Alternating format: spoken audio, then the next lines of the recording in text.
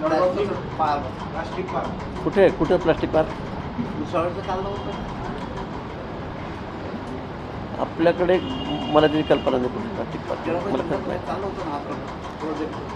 नाही तर माझ्या करवाढमुळे जळगावचा चटई उद्योग दुसऱ्या राज्यांमध्ये स्थलांतरित होतो आहे. ती जळगावला एक मोठं रूप. झालं आता D2च्या अडीच केलं ना आपण D2 केल्यामुळे आता इलेक्ट्रिसिटीमध्ये सुद्धा आपल्याला सूट मिळेल. परवा मी त्या दिवशी दिल्लीला गेलो होतो, मला अर्जंट दिल्लीला जाणं होतं म्हणून मी बैठकीला जातो, पण गुलाब भाऊ, राजू मामा, मला वाटतं सगळेच आपले आमदार सगळेच होते आणि त्याच्यामध्ये आता आपण ती सूट घेतलेली आहे. ही वस्तुस्थिती आहे, त्या इलेक्ट्रिकच्या याच्यामुळे थोडा प्रॉब्लेम झाला होता, पण मला असं वाटतं की आता ती अडचण दूर झालेली आहे.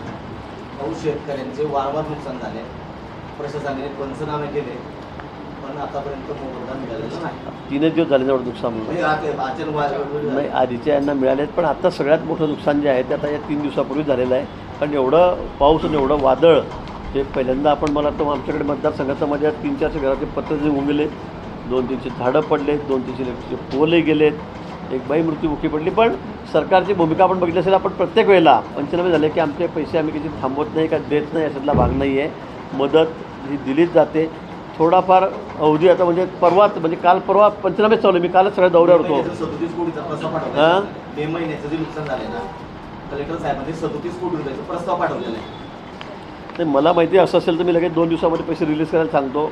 2 दिवसात 3 दिवसात होतील. उद्याच परवा मी कॅबिनेटमध्ये तिथेही बोलतो, त्याची माहिती घेऊन लगेच ते रिलीज होतील. पण आता यावेळी झालं नुकसान हे खूप मोठं आहे. सगळ्या केळी बागा आमच्याकडे काही भागात असं ते वादळ गेलं ते पूर्ण झोपून गेलं आहे. पाचोऱ्याला पण आहे, चाळीसगावला पण आहे, 4-5 तालुक्यामध्ये खूप मोठं नुकसान आणि त्याचा फटका शेतकऱ्यांना बसलेला आहे. पंचनामे आता झालेले आहेत, आज उद्यामध्ये ते पूर्ण होतील आणि पेरण्या आता आहेत, त्यामुळे शेतकऱ्यांना तात्काळ त्याची मदत मिळावी असा प्रयत्न आमचा आहे आणि ते आम्ही ते देऊ.